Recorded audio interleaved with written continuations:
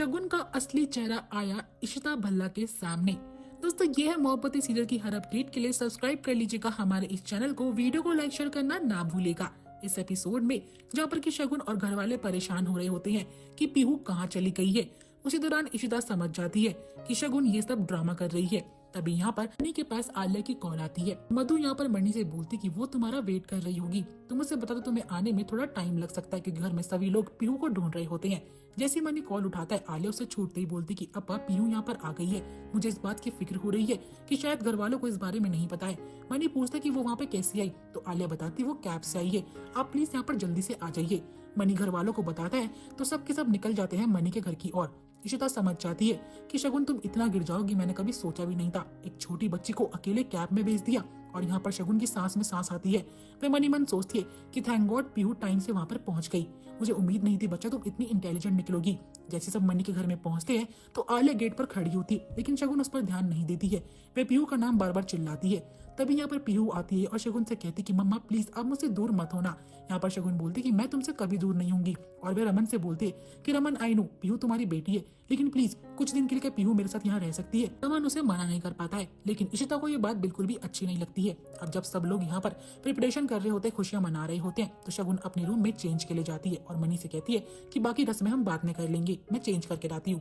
इशिता उसके रूम में पहुंचती है और कहती है कि शगुन तुम कितनी बढ़िया एक्टिंग करती हो। शगुन यहाँ पर अपना असली रंग दिखाती इशिता को और कहती है जब तुम मुझे ऐसे कॉम्प्लीमेंट देती हो ना इशिता, मुझे बहुत अच्छा लगता है। इशिता बोलती है कि मुझे उम्मीद नहीं थी इतने सालों बाद इतना ड्रामा करा अच्छा बनने का, और अब एकदम से तुम बुरी कैसे बन सकती हो। शगुन कहती है कि हाँ मैं बुरी हूँ, चाहे तो प्रूफ करके दिखा दो, बाहर कोई भी तुम्हारी बातों पर यकीन नहीं करेगा। इशिता कहती कि मतलब कि 8-7 सालों से तुम सब सबके आगे ड्रामा कर रही थी, तुम वही शगुन हो जो 8 साल पहले थी, इसे चाल चलना सबको नीचा दिखाना पसंद था। शगुन बोलती है कि इशिता ये सब तो मैंने तुम्हारे लिए करा है, क्योंकि तुमने मेरी लाइफ से सब कुछ दूर कर दिया।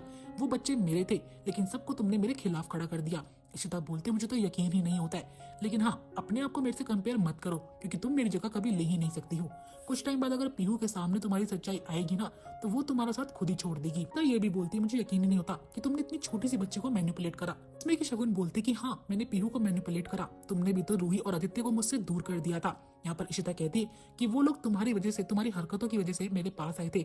मैंने कभी उनके दिल में तुम्हारे लिए नफरत नहीं भरी है, जो कि तुमने पीहू के दिल में भर दी है मेरे लिए। अब यहाँ पर शगुन जो होती है साफ साफ बोल देती इशिता को कि वैसे भी तुमने तो मेरा रास्ता और भी क्लियर कर दिया, तुमने मुझे सेटल जो कर दिया। मनी जैसे लड़के से शादी करवाकर, वो सेटल्ड है, अच्छा बिजनेसमैन है और बहुत ही अच्छा इंसान भी है, और मैं भी अच्छी हूँ, तो पीहू की कस्टडी तो मेरे पास ही आएगी। दोस्तों, यहाँ पर शगुन साफ चाहती है कि पीहू की कस्टडी उसे मिल जाए, लेकिन इशिता साफ बोल देती है तुम जो सोच रही हो वो मैं कभी नहीं होने दूंगी, अपनी बेटी को मैं तुम्हारा होने ही नहीं दूंगी। शगुन कहती कि मैं तुम्हें चैलेंज देती हूँ कि पीहू की कस्टडी मुझे ही मिलेगी, ना कि तुम्हें। यहाँ पर इशिता ये भी कहती कि शगुन तुम एक अच्छी माँ कभी बन ही नहीं सकती हो, और मुझे तो खुद से कंपेयर करो ही मत। एक दिन ऐसा जरूर आएगा और मैं तुम्हें ये चैलेंज करती हूँ कि पीहू के सामने जब तुम्हारी असलियत आएगी और घर वालों को तुम्हारा ये चेहरा पता चलेगा, तो पीहू तुम्हें छोड़कर खुद मेरे पास वापस आएगी। और वो बोलकर इशिता वहाँ से चली जाती है। शगुन भी टेंशन में आ जाती है कि न जाने अब इशिता भल्ला क्या करेगी।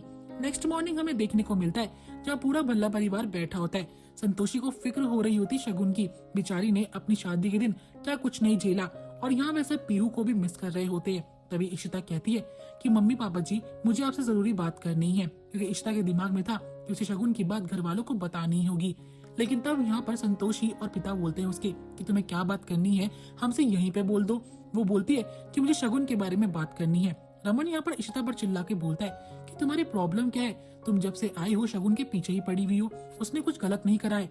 लेकिन इशिता कहती है कि आज हम फैक्ट्स पे बात करते हैं, एक बार मेरी बात तो सुनो। और यहाँ पर रूही भी कहती है कि हमें एक बार इशिमा की बात सुननी चाहिए। इशिता कहती है पीहू को कभी कोई भी मनी के घर पर नहीं लेके गया है, और आप लोग कैसे सोच सकते हो कि पीहू के पास उसका एड्रेस कहाँ से आया, इतनी छोटी सी बेटी कैब कैसे कर सकती है, तो इन कैब के पैसे उसके पास कहाँ से आए। मैंने उसका पिगी बैंक भी चेक करा, उसके पिगी बैंक में उतने ही पैसे जितने उसने सेव करे थे।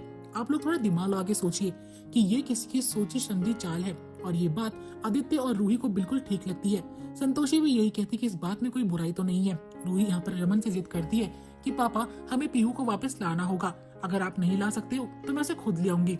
रमन दोनों की बात सुनता और कहता है कि ठीक है मैं पीहू के पास जाऊंगा और उसे लेकर आऊंगा, लेकिन शगुन गलत हो सकती है, मैं नहीं मानूंगा।